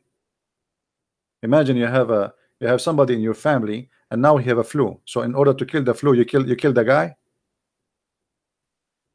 No, we want to kill the flu, not the guy. Fight the sickness. Jesus, he said, I came to the sick, not to the healthy. And that's very logical. The one who need your help is a sick. They need your help, not your killing. So even if somebody, let us say, you know, somebody is racist. Somebody is racist. Somebody, he hate me because I'm a Middle Eastern. So what I would do? I will kill him. Then his family, they will hate me more. Now they will hate more Middle Eastern. That will not solve the problem. Show him that I am not a bad person. Why you hate me? What I did to you? Try to find out the roots of the problem. Why you want to hate a person? He's a black. Who said that the black people? Okay, if you have a problem with somebody, he was a black one day, doesn't mean that all black people are the same as that guy. The same as the white person. Why somebody is black, you want to hate the white people?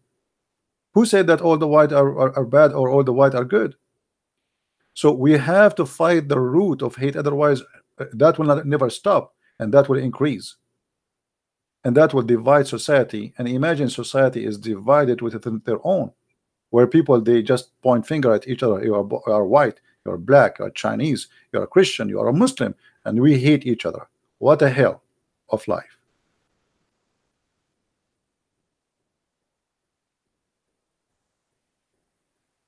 Why they hate Israel so much? Because of the culture of the teaching of Islam. Islam teach to hate the Jews, and we showed you that already. And that's why we want to show the Muslims that that will not help them. Why you don't live in peace with the Jews? That's it, you know. But that will not work as long there's somebody want to believe in this religion and decide to follow it.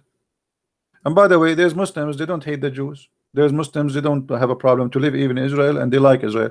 Actually, I met a Muslim guy, and I said I thought he's going to attack Israel, but I was like surprised when he said to me, look, if I live right now, if you ask me, where do you like to live? Under Palestinian government or Israeli government? I will say to you, Israeli.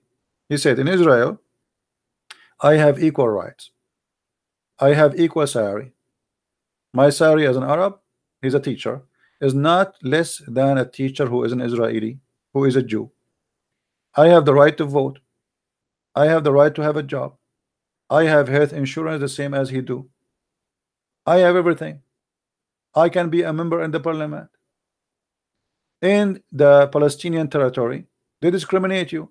In order to be somebody who have a doctor, you have to be rich. And able to be a leader, you have to be from a big family, powerful family, or somebody sponsor you with money. We don't have a parliament. We don't have democracy. We don't have justice. Somebody he wrote a paper or about you that you like Israel, they will drag you from your feet in the street and they will kill you with no mercy, savage way. He said whatever they say about Israel, go and see that those who they are prisoner in Israel, they have a TV, they have nice food, they have even Hamas, they have health insurance inside the jail. So this guy is a Muslim. He's saying to me, I like to be an Israeli citizen. I don't like to be an Arab citizen. He's just being honest. In Israel, you live like a human. And for me, honestly, I wish I can go to Israel. I wish, actually, I thought about it, but first, I cannot really afford it. It's expensive, unless one of you want to pay for it. Secondly, if I go there, maybe they will not let me go because at the end of the day, I'm an Arab. But I love to go to Israel. Actually, it's a wish for me to go there. Maybe one day, but maybe I better apply for a visa before I go, because they might kick me out in the border, and I will not blame them if they kick me out. I have my American passport, but still at the end of the day, I mean, I am an Arab. I like to go, right? And actually, I will work for such a visit to Israel. Will be a nice to do and see, to understand, to be in touch with all where all the things happened, right? So I wish one day I can do it. Yeah.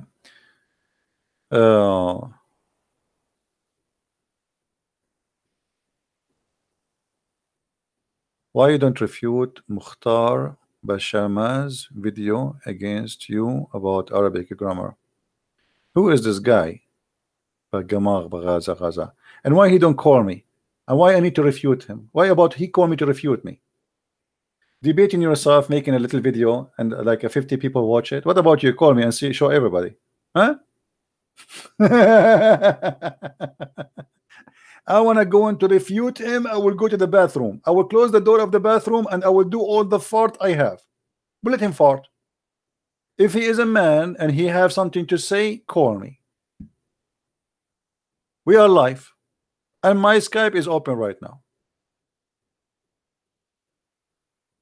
Let them cry like babies.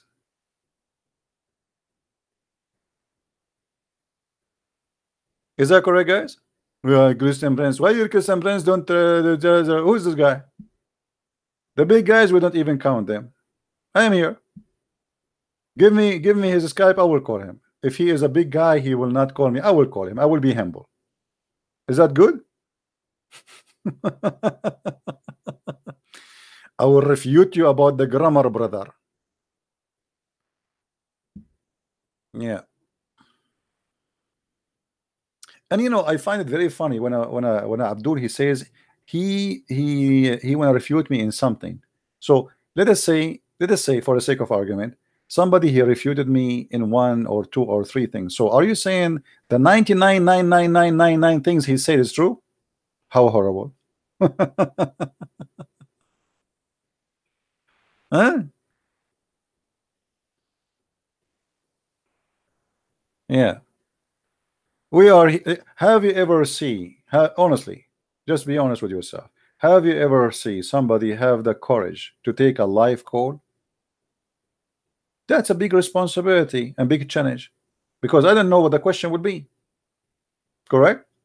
All those who claim either fighting Christians or fighting Islam, without mentioning names, they don't have their Skype open. for a very simple reason. This is not easy to do. You don't know even what he will say to you. You have to be a person with vast knowledge in the topic, so you don't care what the person he will call and he will say. And because all of them, they are potatoes, copy paste, they search in Google, and this is what they can talk about, and they have a specific topic to talk about. And this is why a Muslim, when I debate me, he have to prepare for the debate for maybe a century. Let us choose a topic, and always the topic is going to be the Trinity. The Trinity, that's it. The Muslim, he always seek refuge inside the Trinity, because he cannot, he's afraid I'm going to ask him a question, so he want to debate only about the Trinity. Why those who claim to be big potatoes in Islam don't open their Skype and anyone call us, and I will be the first one to call? Do it. They don't dare. Right?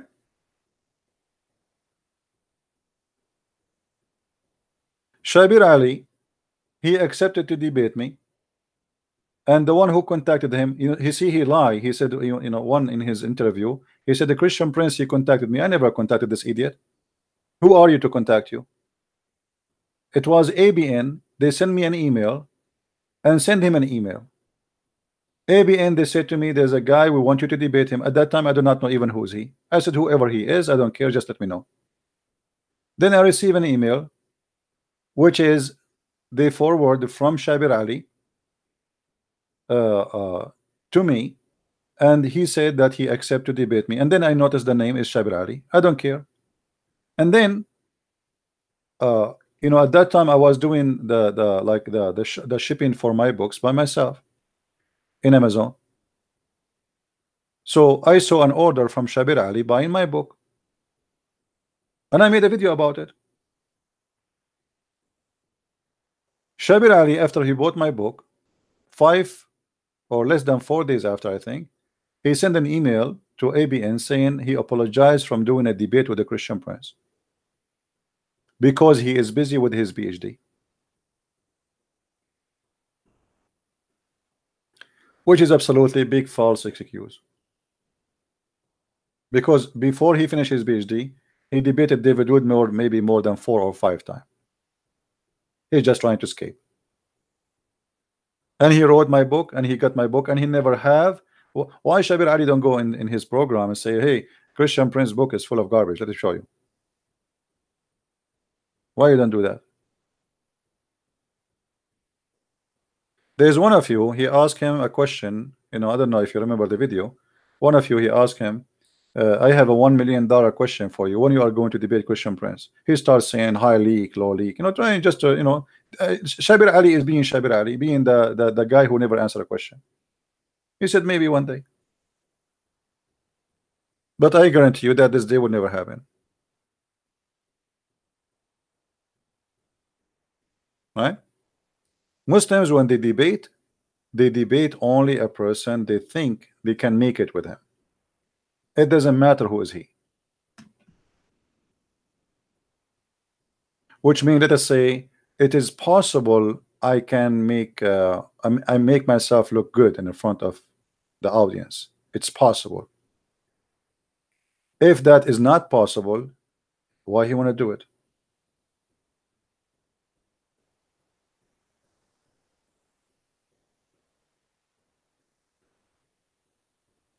All right?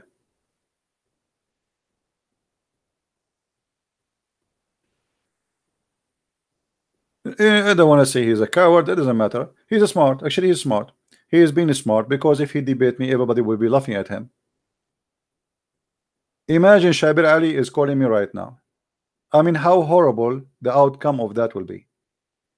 All of us, we knew what will happen. The same reason Mimi Hijab, he ran away. The same reason Samsi, what his name, Shamshi. The same reason the nurse Ali Dawa. All of them, they are kids. Who is the one who's calling me? Is the one who, who do not know what he's talking about. Those who they are smart, they will not call because they knew what the outcome.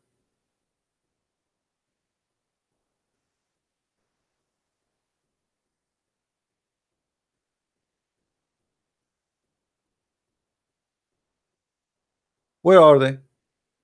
Give me your Skype, I will call you. All those names. Give me your Skype, I will call you voluntarily. Don't call me, I will call you. Still they will not do it.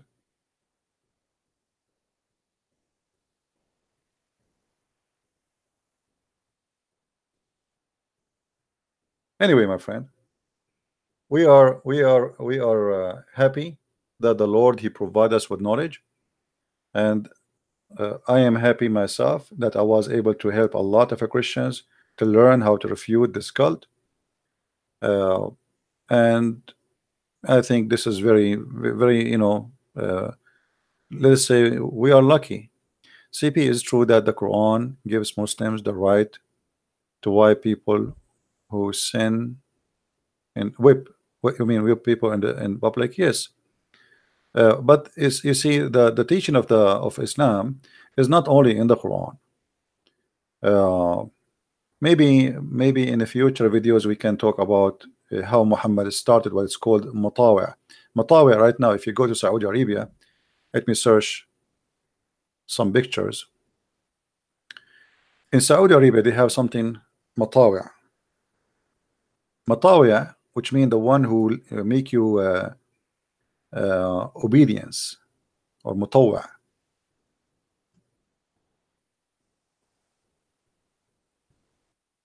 So if you are not obeying the Sharia law, they will beat you up in the street, and that is started from the time of Muhammad. This is not something new.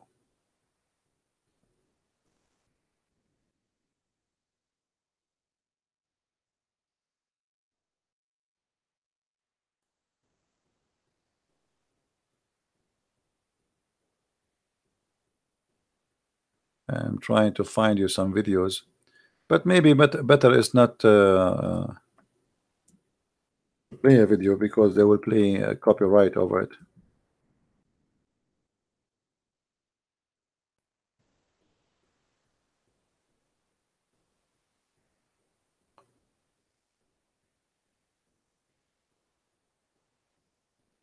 Yeah, there's tons of videos. Anyway, you can search about them. It's called the religious police. To make it simple, the religious police. The religious police, if you don't close your store in the time of the prayer, they can beat you up.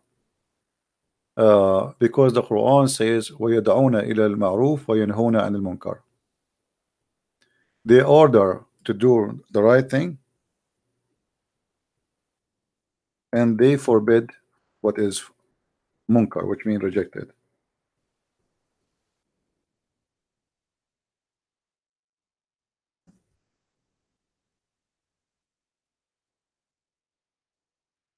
See, most of the verses where they use for the police, the Saudi police, is those verses. Chapter 3 verse 104, chapter 3 verse 110, chapter 3 114, chapter 7 verse 157.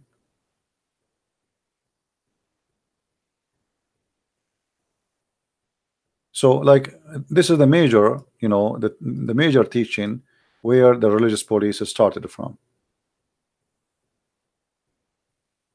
All right, which is saying that the believers, they should enforce the goodness and forbid what is not good. And who is the one who decided it was not good? Muhammad. All right, like if you remember, we always mention chapter 3 verse number 10, right? You are the best of the community who has been raised up to mankind. Why? If you go in the hadith explain that. The hadith says that the Muslims are the best of the community. See, this is the verse, same chapter 3 verse 110. It says you are the best of people ever raised for the benefit of mankind. And here chapter 3 110, the best of for mankind are those who bring them with the chains around their necks till they embrace Islam. So using violence is a way to force people to embrace Islam and to practice Islam. Do you see it? And Muhammad, he said it clearly that if you like if you see somebody doing something not right, fix it with your hand, which means use violence. But if you could not, you are weak, he's stronger than you, just do it by your mouth. Even if you cannot do it by your mouth, then shut up. you know Hypocrisy, right?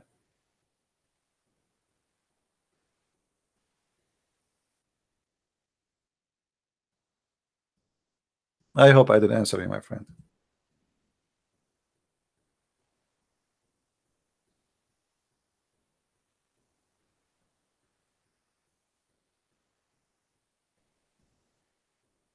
Any Abdul before we go? See, I open my Skype, not even one Abdul. He have the courage really to call us.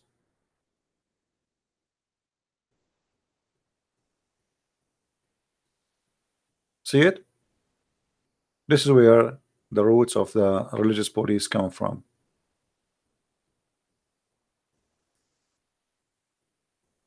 All right, I better go because look like we have a storm coming, big one, and I hope we will not lose electricity. I hope so.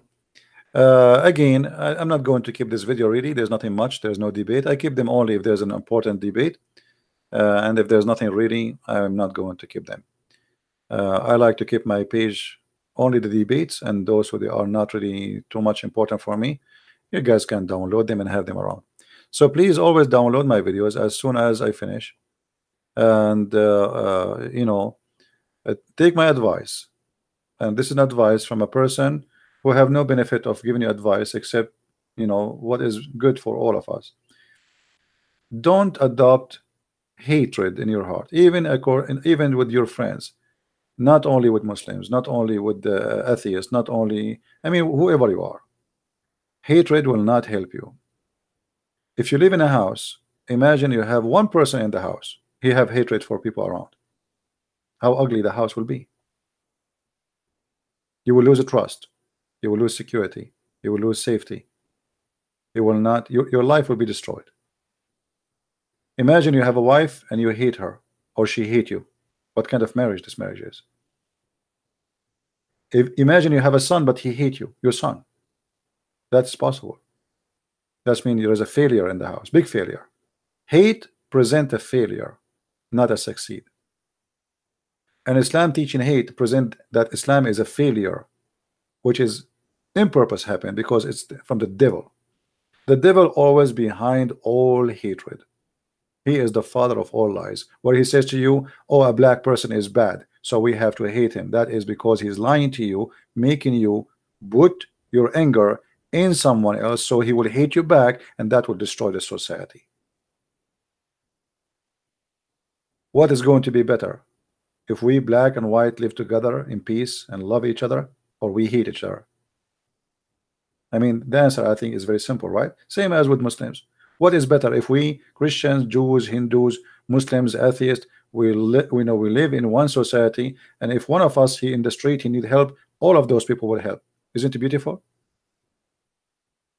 I told you last time when I was in Germany, I saw an old woman twice actually, one in the bus and once in the bus station. It's like a long distance travel. I saw an old woman. I don't know her. She's a Muslim. She's dressing as a Muslim. I gave her my seat. It was raining and there's no umbrella. It's like there's a small spot you can sit underneath of it, and I have a seat, and she came. She's an old woman. I gave her my seat even though I am tired, long distance. I am coming from USA. I mean, long distance, long trip. I need to sleep. I did not sleep in that. So I gave her my seat. She's a Muslim. Why not? Why not, my friend? And if you are a Muslim and you see a woman, she is old, doesn't matter who she is a Jew, she is a Hindu, she is a Christian. Be a human. Stop adopting the culture of hate, because this could be your mother, it could be my mother. So look at her as a mother of somebody, and she's an old woman, and one day you yourself you will be old. And this is something actually we miss in our society, that like when you see somebody is an old, help him. Don't you are young, you can stand up, you can stand in your feet for 2 hours, 3 hours. Don't be stupid, don't be an idiot. You have a gum in your mouth and like and there's nothing happening. You see a woman, she's pregnant, give her your chair. Shame on you to be there and you don't do something good. Be a man. You know what, man? We need to learn again how to be a real man. In the old days, I mean, you watch the old days movies and you see how a person he speak to a woman with respect. Yes, ma'am. How a man he stand up and he give his chair to a woman, especially if she is old or she is, you know, I guarantee you they will stand up for a woman she have a short skirt. But if she's old, nobody want to stand up for her.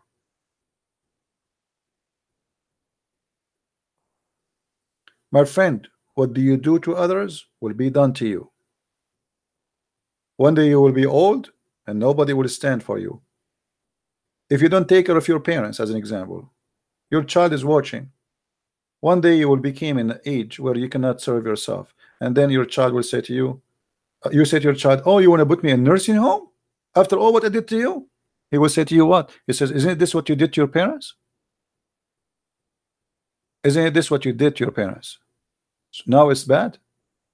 How come you didn't think about it bad when you did that to your parents? So, you know, our society, we need like a kind of a revolution to go back. You know, like they say in old days are bad. Actually, old days people are a lot better than now. Today children are rude. A person he say the F word to his father. What kind of family we have? Why? Because the family, the mother and the father, they aren't qualified to be parents no more. They are speaking filthy language in front of the kids. Even some of them, they are taking drugs in front of the kids.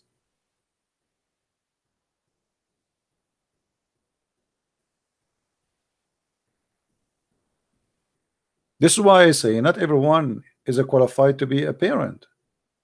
If you cannot be qualified to be a parent, don't get married and don't have kids.